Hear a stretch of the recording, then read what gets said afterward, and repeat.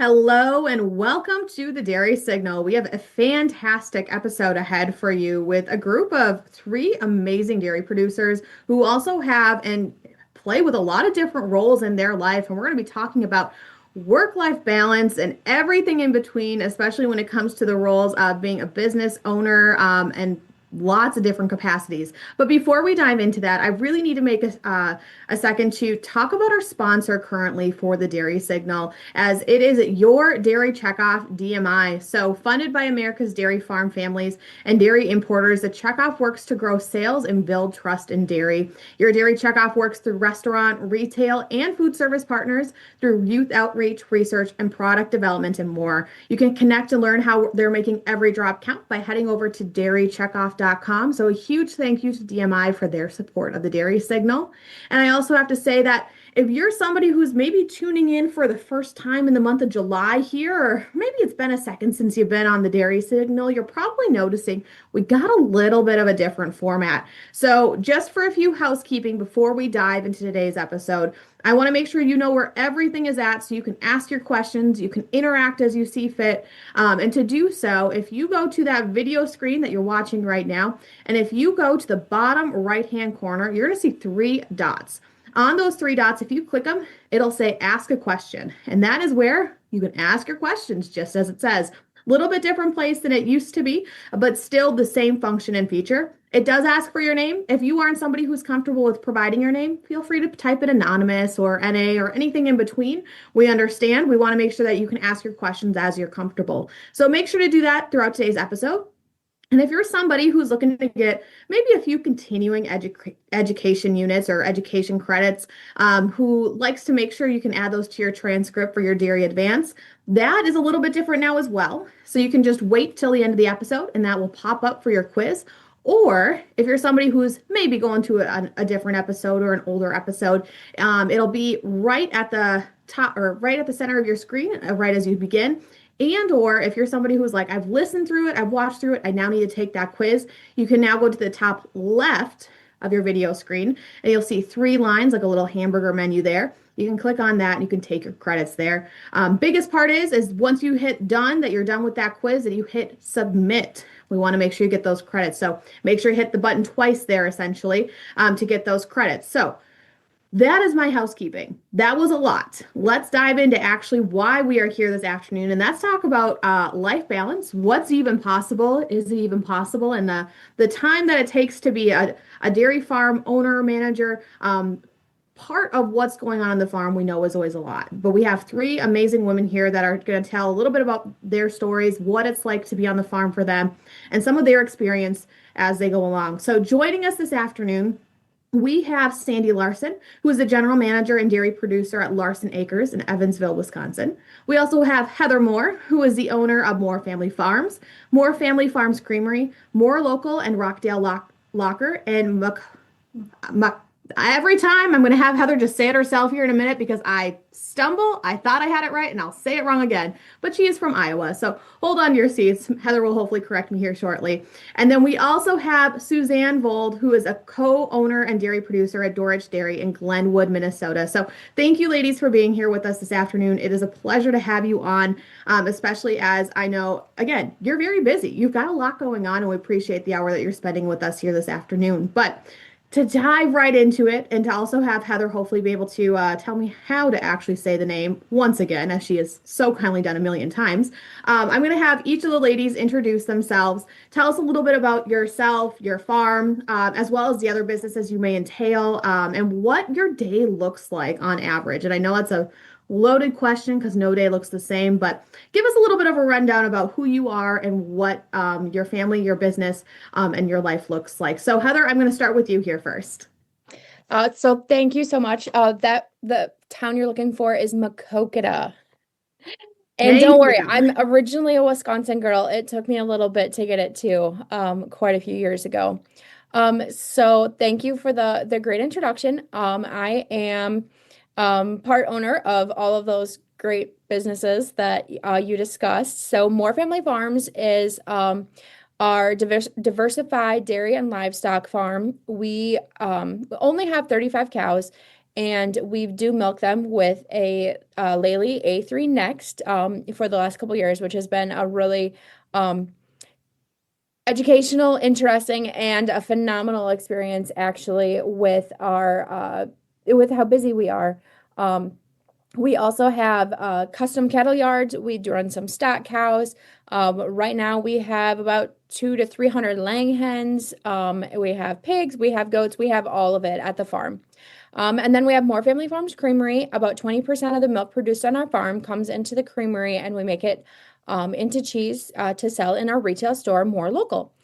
We are also, my husband and I are partners with two other individuals in Rockdale Locker, a USDA inspected meat locker that we opened in 2022. He's the managing partner right now, and I am the business manager for that. And in addition to all of those things, we have 5 children between the ages of 2 and 15, and in 3 different schools this year, so that should be exciting. And then stay active in our community through being a 4-H leader on County Farm Bureau, just volunteering where we can. Well, thank you, Heather, for joining us because it definitely sounds like you've got a lot going on when it comes to family and business. So appreciate your time here, and we'll dive into more questions with you in just a minute. But next, I'm going to have Sandy introduce yourself, please. Hi there, I'm Sandy Larson from Larson Acres in Evansville, Wisconsin. I farm with my family. There's 3 generations today farming together. We also have about 75 employees, and we're milking about 2,800 cows. We run about 5,000 acres, so we do all our own custom agronomy and manure management. Let's see what else. I've been involved with, a lot of local promotions, dairy promotion. I'm on the Alcivia, which is our local co-op board of directors. And I'm finishing up a term on the National Farmer Advisory Council, which has been very interesting. Well, thank you so much for being here as well. Definitely involved within not only your own business, but it sounds like a lot of boards. So excited to have you here with us, Sandy. And then last but certainly not least, we have Suzanne. Would you mind giving us a brief introduction about yourself and your businesses as well? Absolutely. Thank you so much for having me here, Amber. I really appreciate it. My name is Suzanne Vold. I'm a dairy farmer from Glenwood, Minnesota. Glenwood is on the western side of Minnesota, and it's not quite the Michigan hand where people say I live here if you're from Michigan. But if you think about Minnesota has a western border that's got a bump in the middle of it, kind of between the Dakotas, we're fairly close to that. So a little bit farther away, but still, again, heavily involved in the dairy industry. We have 500 cows on our farm, just mature cows and springy heifers, obviously, due to calve. We work with 2 other farms to raise our heifers. We have 7 Lely A4 robotic milkers that we put in late 2019. And the lesson we learned there was do not highly leverage your business before a pandemic. Mm-hmm. But who knew? So in addition to that, we run about 500 acres of owned and rented land to raise forages for our dairy cows. The rest of our feed is purchased. And I work with my brother-in-law, Greg, and my husband, Brad. The 3 of us are the primary operators on our farm. We also have 1 full-time employee who's been with us over 20 years. And the rest of our help is from our children. Once in a while, we've got a part-time intern from the local technical college that comes in for a month or so, but really family owned and operated. Let's see, what else did you want to know? My husband, Brad, and I work together. As many of you guys, Sandy and Heather especially know, sometimes that can be challenging when you're together 24/7. We have 3 adult children, Eric, who is 22, Anna, who is 25, and Katie, who is 18, just graduated from high school, and got 2 in college at the same time now, so that's going to be fun. Other than that, my day is doing a lot of whatever needs to be done on the farm. I start and end my day with calf chores, but I'm also in charge of our breeding program, our herd health program, our vaccinations, record keeping, both cow and financial. And on the side, I serve on a number of dairy promotion committees, as Sandy does, but currently, right now, I'm involved from local to national dairy boards. I serve on the National Dairy Board, and I also am a member of two standing committees on the Innovation Center for U.S. Dairy. I'm on the Stewardship Commitment Committee and the Environmental Stewardship Committee. So I'm heavily involved in sustainability efforts in our dairy industry. I have to say, what I love about this panel already is that not only does it show that you're involved in your guys' local businesses, but your communities and the greater dairy industry as well is definitely a big part of what you guys do. So excited to dive into that in a little bit here, but I'm going to keep things a little bit more on the family dynamic line here for just a moment. And throughout these next questions, ladies, I ask whoever wants to take it first. Please feel free. Don't let me have that awkward pause. So the first question I have for you, especially as we're going through and talking about different family dynamics, and you all have children who are at different phases of life, it sounds like. But how was your role, especially as an owner, a general manager, a mom? How has that changed over time, and how have you had to adjust with that change? I'll start. Oh, go ahead. Yeah, go ahead, Sandy. That's all right. I was going to say that question could take us the rest of the hour, but Yeah. When I hear that question, I think about when my kids were growing up. So they're now 23, 25, 27. But I remember thinking, how am I going to get them involved in the farm? They're busy kids in 4-H, they're doing sports. You want them doing all those things, right? But how do I make them be a part of the farm on a regular basis? And I was really anxious about that. How was I going to get that accomplished? And I did, I didn't get them on a schedule maybe on weekends or something, but they did feed calves, or they were, out in the fields, or, mowing the lawn, with grandma. It was a first job. So somehow I've gotten my kids to enter in a direction, right? So, Brooke, my oldest, she's a herdsman today, and she's cowside, she's nurturing, that's where she belongs. My middle son Dean is agronomy and crops and maintenance. Always has been driving tractors since he was 10, right? So he navigated there. And then my youngest Luke is more my numbers. He likes feeding cows, and so he's nutrition based. So somehow they've all navigated to where they're really good at, and that's been a lot of fun to watch happen here at the farm. well, Amber, I've got a little bit different story. I don't think any of my kids are going to be joining our farm, at least full time, and that's perfectly okay. I think we have raised them, as my husband says, with a neutral attitude toward agriculture, that if they want to be part of the farm, that's amazing. We will work to find a spot for them. If they have something else that they really want to do with their life, we'll support that 100%. But I will say, the mowing lawn with grandma and grandpa, yeah, that was the first job for a lot of farm kids, or feeding calves, something like that. So they've all done their time there. But Anna is currently living in Vermont, and so she does get exposed to different parts. Her part-time job on the weekend is working at a farmer's market, because that's what she loves to do, working with some kind of agriculture. Eric is going to college near home, so he's living here, but then working at the farm a few mornings a week, and more during the summer when he's not in class. And Katie is going to be going farther away to school, and she has decided to have different jobs in the community. She's got two part-time jobs right now, one working at our local retirement home and one at a store in town. And that is just something that really floats her boat. And I think it's interesting to see how our kids can have those different interests and yet still be supportive of our farms. So we are first generation dairy, not first generation farmers, but first generation dairy farmers. So my oldest son, who's 15 now, he still remembers life before the farm, or before the cows anyway. So that it puts a kind of a unique perspective, because I did grow up, I lived in a farm when I was in elementary school, and then I spent the next decade and a half, probably 2 decades, trying to get back to the farm. And so it's kind of unique, I feel like, because I was the dairy farmer until we got the robot. Now everybody is the dairy farmer. But my husband, in 8 years, milked cows 10 times. And we had 3 children in those 8 years.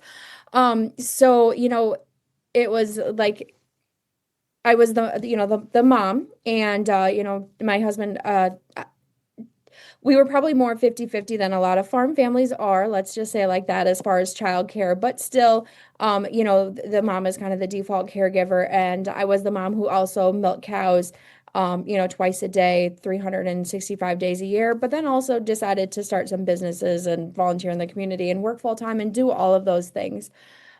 So that kind of all came to a head for us about 2.5, almost 3 years ago now. And that's when we decided to put in the robot. And that has been a huge, huge thing for our family, because not only have, we kind of now share that responsibility. My 12-year-old, my 15-year-old, my husband, myself, we all kind of take turns with who has to fetch cows and who has to check cows. Even the 9-year-old is kind of getting into it now. But also, we've had to be like super intentional, because I was always the mom that was like throwing together the quick suppers after milking, and now I can come home from work and cook a full meal, which is really, it's a change. And we've been really now intentional about, like, my kids got to go to summer camps this year, which was something that my oldest son reminds me that he never had the opportunity to do. But as far as them coming back to the farm, they're all still young, and I would love for them to come back either in the farm or in another business role. But who knows? Time will tell. My older two both they all work at the farm. The older two work in our retail store. The oldest just got his first job not working for mom and dad. He's detasseling this week. So we kind of view our job is to create an atmosphere that potentially they would like to come back to, as an employee, as an owner. But if they don't come back, then we want to make those positions attractive for other people, to kind of continue, I guess, this legacy, whether it's in our family or if it's within trusted employees. So I guess we've had quite a few changes lately in our family, and we've had to be intentional on focusing on making those changes for the betterment of our family, because I think it was really easy for us when we were in that tie stall and doing all these things, that the cows always came first and the farm always came first. And now there's a lot more of a balance. Yes, do the cows come first? Absolutely. They're fed, milked, all of that stuff. We do all of that stuff before we, do anything else. But the rest of the family has kind of, we're on a more even keel, I guess, is probably the best way to describe it. Hey, Amber, can I just add one thing there? Heather, when you said that the robots changed things, that for my kids as well, that definitely changed things. Eric had been into showing as a young child, helping out a lot at the farm. COVID came, threw us all into a tailspin, and in our family, 4-H was one of the things that our kids decided they could let go. Doing 4-H meetings online, it wasn't the same, and our fair had gotten canceled one year, or the first year, like a lot of places did, things like that. So Eric had sort of taken a hiatus from working on the farm and had done other things in the neighborhood and whatever. And when we got the robots in, that was before COVID, so it was there. But he wasn't as excited about working with cows. But technology, computers, oh man, he had built his own computer from parts as a kid. And when we did our startup, which, as Heather, is just, a few weeks of HE double hockey sticks kind of thing, but you get through it. Eric took charge of one whole robot room and ran it like a boss. So the changes in technology in our industry have opened up new doors for not only the way we do things, but also the interest of our family members. And I would bet that's the same for Sandy. So ladies, I don't want to cut that conversation off, but there's a question that came in that I think fits perfectly into this dynamic from a viewer, and it reads, how do you balance pushing your kids to work on the farm, but not forcing them to, and allowing them to develop their own interests within ag or outside of ag? And I think that fits perfectly into the dynamic that we're discussing right now. So I know, Suzanne, you said you were talking about the computers and that sort for your son. But Sandy, Heather, I mean, and Suzanne, if you have any other comments as well, any other thoughts on that? I think we just had a good balance. We had school, they had school friends, and you had 4-H or FFA, and you had those friends. And they worked, as expected, and working was including like training the show calves, and so that taught them, what they, responsibility. We had wheelbarrows and shovels, and we took care of them all year, and we unloaded small squares of hay. We did all these things, and now we've totally upgraded. But back when they were small, they had to do that. And I think we just somehow found that good balance where it wasn't all work and it maybe wasn't all sports, but somewhere in between, and just a good mix that it just seemed to fit well with our family. So my kids haven't quite shown, I guess, grown up like Suzanne and Sandy have. So I can only tell you what I hope we're doing, not exactly how it worked out.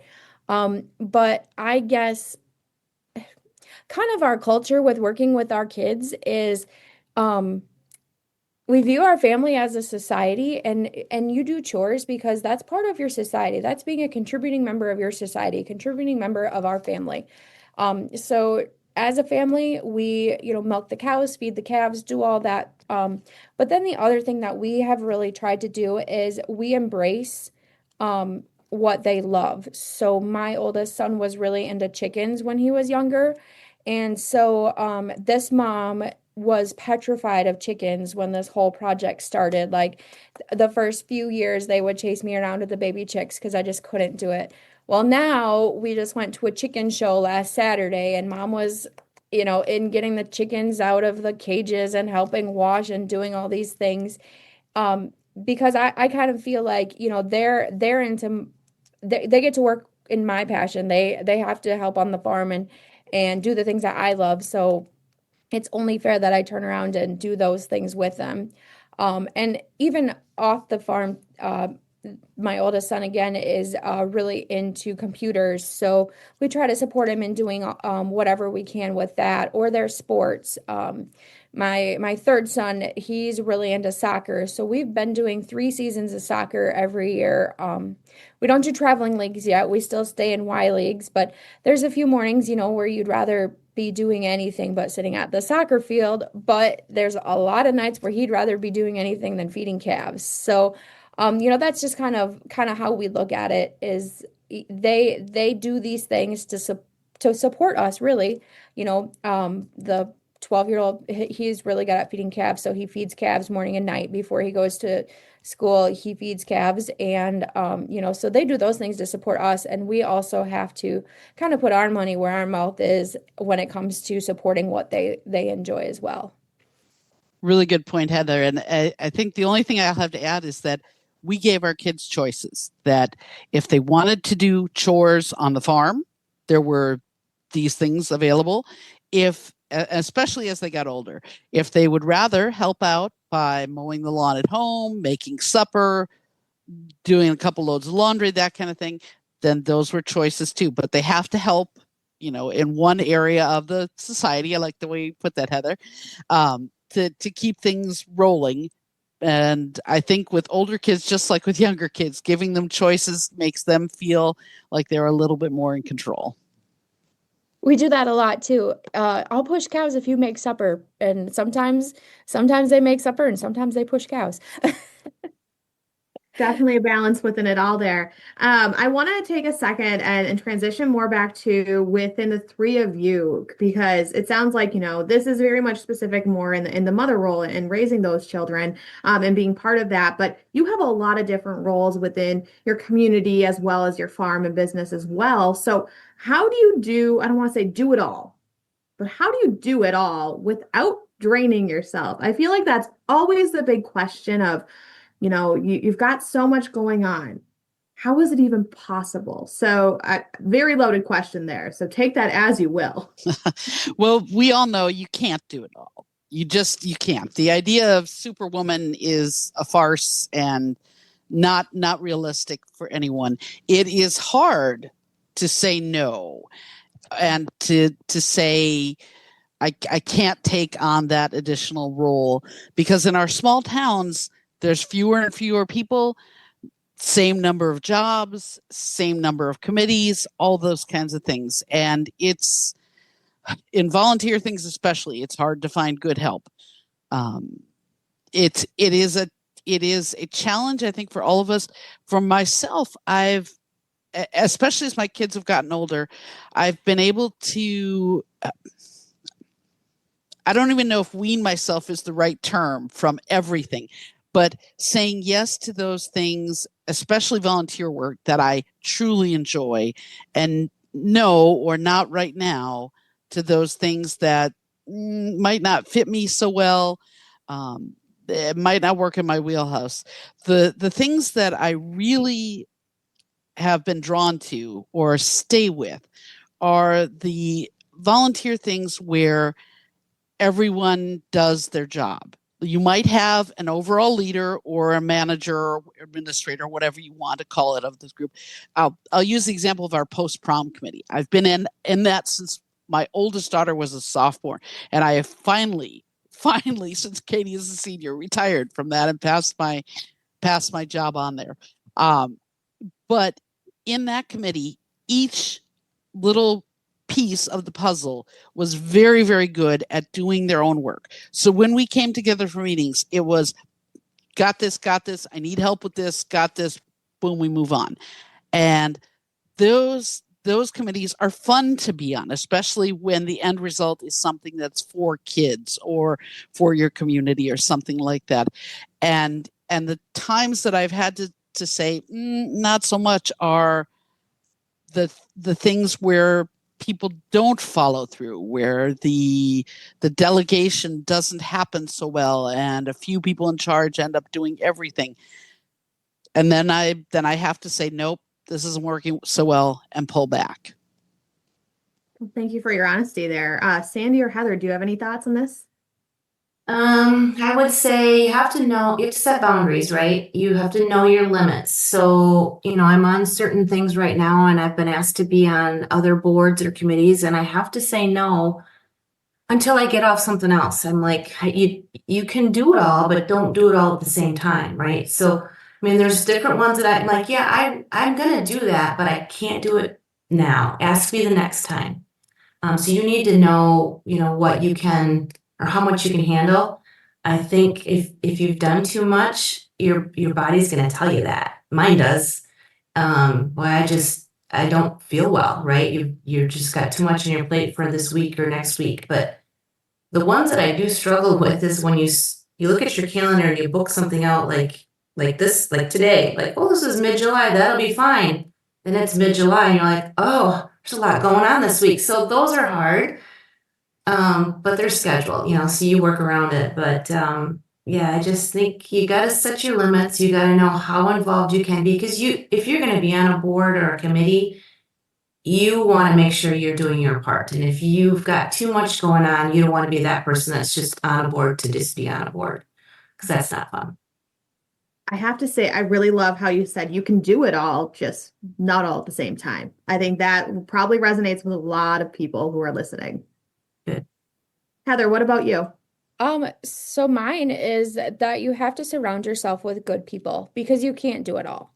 And sometimes things fall through the cracks and you have to rely on the people around you. Like our employees are phenomenal. And 3 years ago, 4 years ago, I wouldn't have been able, it was hard to leave for an hour. And I just got back from a 4-day vacation. I took my kids and we drove 2,000 miles and had a blast. And I got like 3 text messages, and before it would be like, it just, you have to surround yourself with good people, and you have to let those good people do good things in your life, whether it's your daycare provider or your employees or um we talked a lot about volunteer opportunities, those people too. And then you also have to be brutally honest, not only with the people around you, but with yourself. Um, I'm a 4-H leader and I am a terrible 4-H leader. Like I'm the sidekick supporting actor when it comes to 4-H. Uh, but our main leader is phenomenal. And if she asks me to do something, I will do it. But she has to ask me. I show up to every meeting and do what I can to support the families. But I mean, it's just I'm not the person for that role. And I kind of told her that when we started being leaders together. I was like, yes, I will help you with whatever you can, but I can't be the main leader. And she was like, yep, no problem. And she respects that very much. And I just did this. My oldest son just finished his freshman year, and the FFA advisor was like, hey, we have an FFA alumni. And I said, you do, and it's phenomenal, and I want to be a part of it, but my youngest kid doesn't graduate for 17 years, so maybe give me a few years to like ease into this. And I'm the mom that I will jump in the car, and I took all of the kids to National FFA convention for 4 days, but I'm not going to be the mom that's going to sit at every FFA alumni meeting, not at this point in time. So, and I do a lot of that. I will. Even at the extension office, I tell them I'll support you in however I can, but at this time, I'm not going to your committee meetings. So, and I think people appreciate that more than you saying, yep, yep, I'll be on the committee. And then something comes up because you've assigned yourself to 5 or 6 different committees. They're all meeting that night, or the farm needs something, or the kids need something, or the store needs something. So, I just learned that people appreciate that honesty rather than you committing to something and then not following through. And not only that, that takes a lot of pressure off me because I've already told you what I'm confident that I can do. I'll told you what I would try to do, and I told you what I can't do. And so then I'm not trying to do all of these things that I probably really don't have time for, and I'm not going to feel good about it because I'm not going to do a good job at them. So. It's really setting up those realistic expectations. So not only for yourself, but everybody around you as well in those roles. So it sounds like that's a great way to really surmise what you're saying there. But one thing you mentioned, Heather, that you were able to take this road trip with your kids. And I think about how time off in general is always easier said than done, especially in different phases of life. So, what does time off look like to you, or how do you find time to recharge and do what you need to do as a person in order to be the best owner, business manager person in your life that you can be? So this is something that I'm still working on, and um, I have a little story that kind of illustrates it. I was talking last year to some of my high school employees, and I had made a comment about that I felt like I was gone too much. I don't remember what I was doing. And one of the girls looked at me and she's like, Heather, you're here all the time. We're happy when you leave. And I was like, what? And she's like, because we know what you do when you're here. You need to get out of here.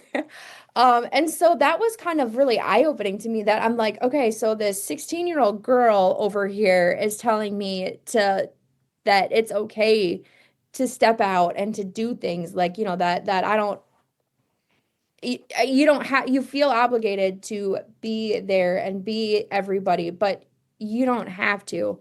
And it shouldn't have taken the 16-year-old girl to tell me that, but it was really kind of a big thing. And before we put the robot in 3 summers ago, we went the entire summer and we had exactly 2 milkings off because my brother got married. And it's, excuse my language, but it sucked. It was terrible.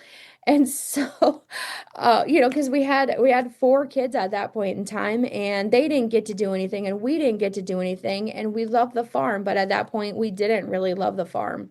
So that's when we went back to the drawing board and we kind of had to decide like, this is what I want my life to look like. What do I have to do to get there? And so recently this spring, I was honored to be elected to the PDP board. And with that comes, several months of overnight meetings. And um, I was like, yeah, this is, 2 years ago, I wouldn't have thought that we could do that, but now we have built built a situation in our life where we can. So, it sounds really simplistic when you say that you just have to do it, but think of all of the other things that you do in your life because you just have to do them. And I think that's really kind of the key with I could have made a million excuses why we couldn't have gone on this road trip. And my husband, he didn't go. He's not a big fan of road trips, but it was me and 5 kids, and we drove through 6 states out west and just had a absolute blast. And yeah, I don't regret it, and I kind of wish that my mindset had maybe changed a couple years earlier. Heather, I really like what you said about the 16-year-old telling us our kids, our young adult kids especially, are ours and other people's, are wiser than we give them credit for often. One of the things that I heard from my son just last week, we were having a discussion sort of in the same realm of you've got to learn to say no sometimes, and it was regarding my husband saying yes to everything at our church council that he had been asked to do, and then coming home and say, "Oh, I just hate this. This is not the right job for me." And the rest of us said, "Well, then you have to say no." But when my husband was gone, my son said, "That's not the way Dad was raised. A lot of people on farms are raised never to say no. You can always do more. You can always help. You've got to be there to help the family. This is we've got to get it done now before it rains. Whatever the situation happened to be, that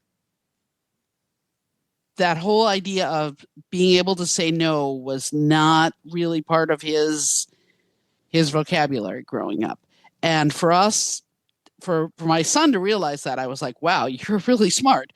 And for me to step back and say, right, there's got to be another approach that we can take to do that. But I think the other thing in this is that we have to realize that time away from the farm is not necessarily time off. It's a change of pace.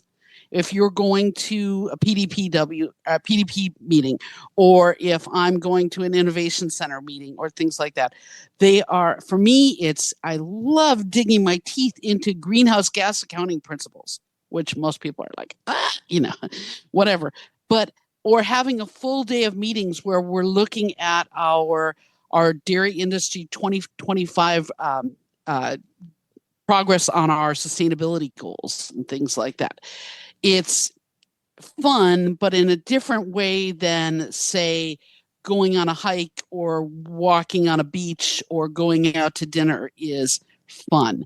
So we need all of those things in balance to recharge ourselves. Sometimes the different things that might be industry or volunteer things can help recharge us, but maybe not fully from a rest and relaxation standpoint. Yeah, I would say you have to be intentional. You have to plan it, right? I have a few different groups of lady friends. I have college roommates. I have my high school girlfriends, and I have a group of ladies in the industry. And I've started to schedule like a weekend or a long weekend somewhere with those. So it's scheduled on my calendar and it's intentional. But how do you not feel guilty doing that? That's where I struggle because I feel guilty being gone when people are still here working.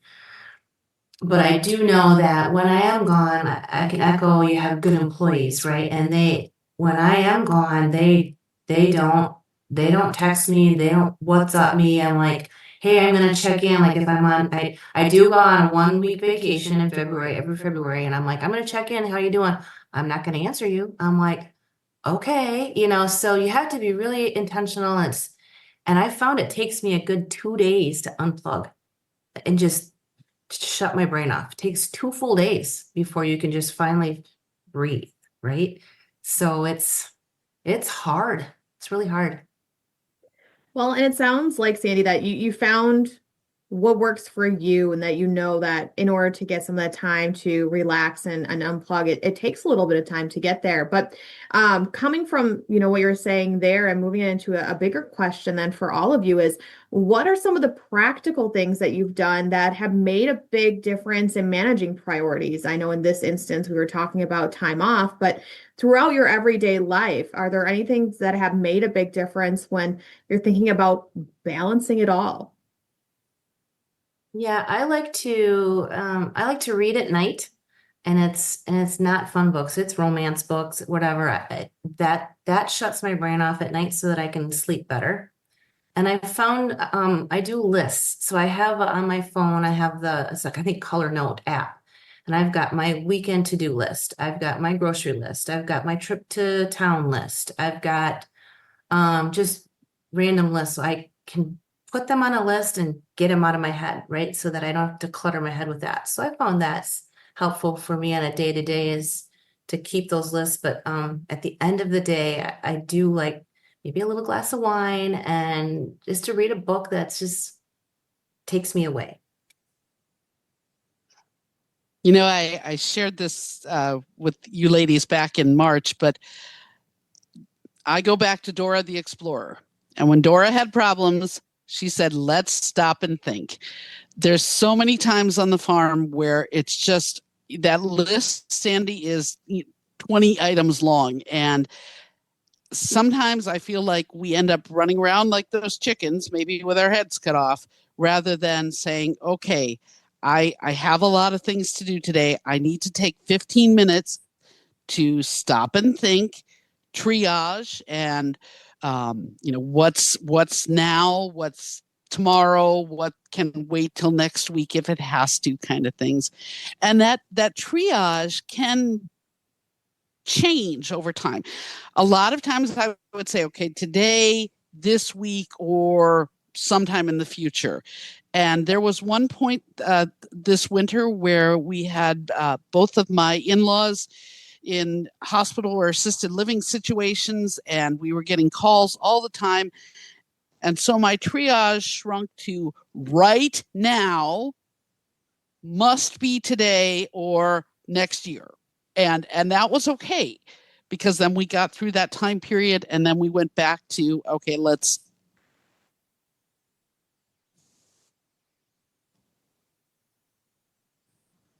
back to a now. But thinking for me, I have to remind myself frequently of, okay, don't get overwhelmed. Take 5 minutes, think about what your priorities are, and go from there. But it sure feels good to cross them off your list too. Most definitely. And Heather, what are your thoughts on this area? So the biggest thing that I do is I plan a lot. So Sunday night, back up a little bit. I started last year designing my own planner and getting it printed at Staples. So every month I have a page for cows. Every week I have a page for what we're gonna have for supper. Like it's this whole thing. But on Sunday night I sit down and I make my grocery list out. I do all my meal planning. I bought a little clothes rack so all the kids have all their clothes like hung up for the entire week. But and then a lot of it is just like sitting down and figuring out where your pain points are through the day or the week or whatever, and then trying to address them. We had a long time where we played cards on Friday nights with our neighbors, and it was the best thing that ever happened. Like it was so much fun that to end the week like that. And I quit doing it because I was so overwhelmed, because I realized that Friday was my day to do all the things that I didn't get done over the week. And so by the time I got home, I was always coming home late on Friday, having to do chores. I had hungry kids. I had probably at that point was like got rid of the meal plan, and it was just every Friday I was just so drained and so tired. And so finally I thought about it and I was like, well, that's because I'm trying to catch up on Friday. So now I catch up on Thursday and Friday is my day to plan for the rest of the week. And it was just it was a kind of a small change actually, but it was just realizing that that was a pain point in our life and figuring out how to address it. And so the other kind of weird thing that I do is like chat GTP.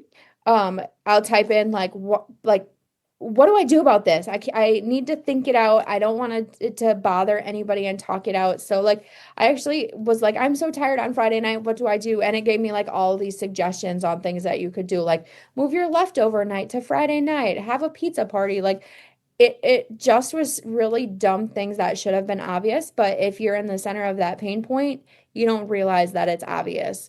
So you just kind of have to sometimes think outside of the box, but sometimes it's just really simple things that you need to do to fix everything, I guess. Well, I have to say, I love that you created your own planner. I think that's so unique, but also it makes so much sense because everybody has their own system that works for them. And knowing for you what works for you, it sounds like it's made a big difference. And I cannot agree with Sandy and Suzanne, though, more that I'm a list person as well. So I get, having that system in place can make a big difference in the everyday life. But as we go on to our next question here, when we're thinking about things that, Sorry about that, ladies. The other thing about bandwidth, especially for those of us in rural situations, is if you get too many things on at the same time, multiple streams, then your system might shut down. And if you have two adult children both watching things on streaming services, then you might get kicked off your Zoom. So apologies. All good. I feel like it's a great analogy for what we're talking about, though, with between the bandwidth of a regular life as well as that with the internet connection. So great analogy that you didn't know you're going to be running into here this afternoon with it.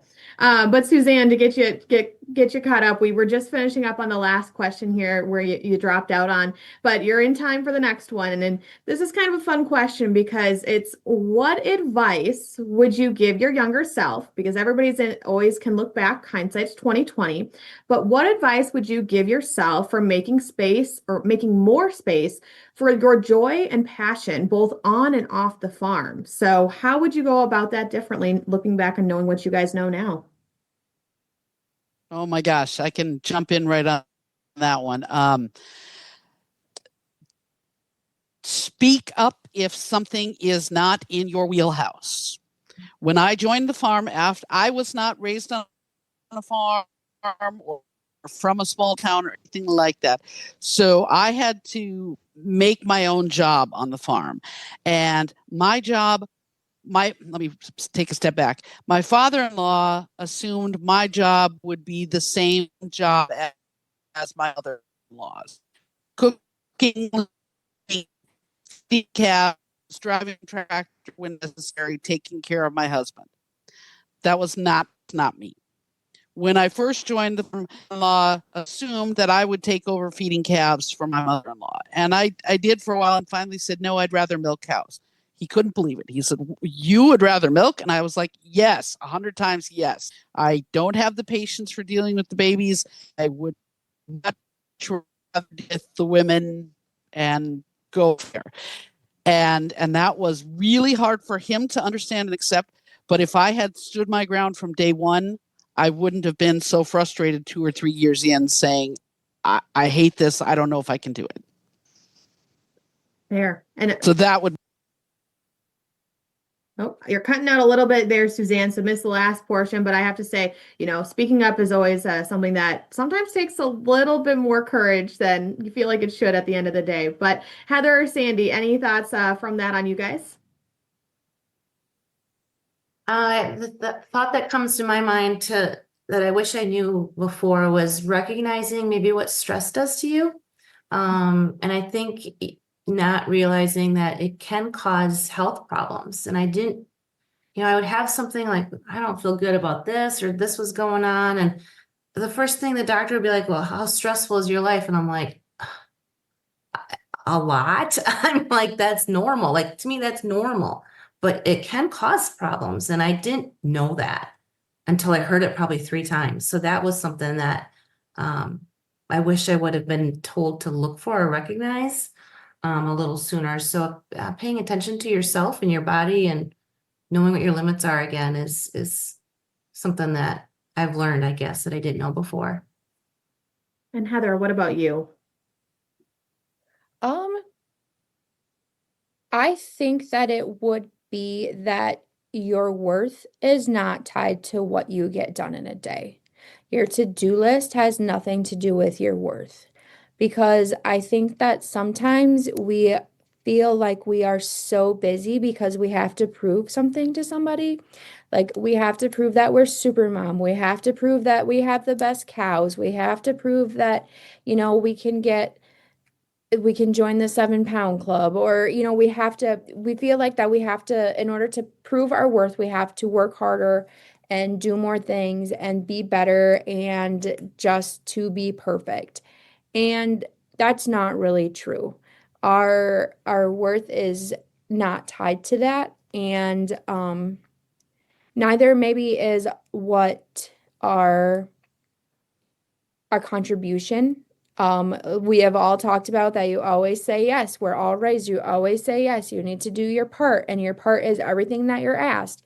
But if we back up a little bit and sometimes say no, but say yes to the things that we're really good at, and we can be a really big piece of that, we're probably impacting the people and organizations that mean the most to us by just doing that.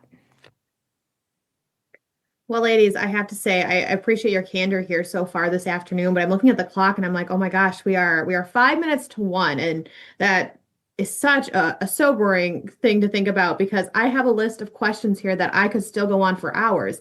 But to be respectful of your guys' time and knowing you have a lot going on here, I want to ask you guys briefly from today's conversation, or maybe even something that's still on your mind. What do you want to share with others who are listening that maybe can impact their life when they're thinking about life and balance and what it means to be not only a business owner, be on the farm, but be a mother and everything else in between? What's kind of that final message you want to share here this afternoon? And anybody can take it to start.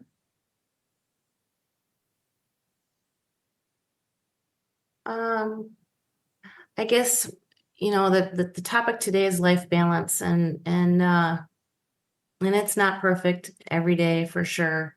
But I think if you take the time to just plan, and for me to schedule, if it's on my calendar, it'll happen.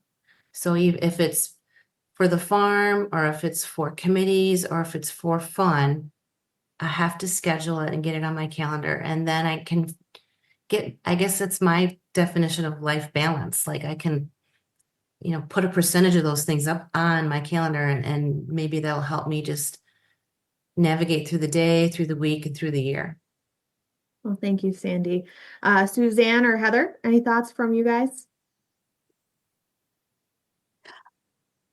I love what Sandy and Heather said. Sandy saying you can do it all, just not at the same time, and that's really important.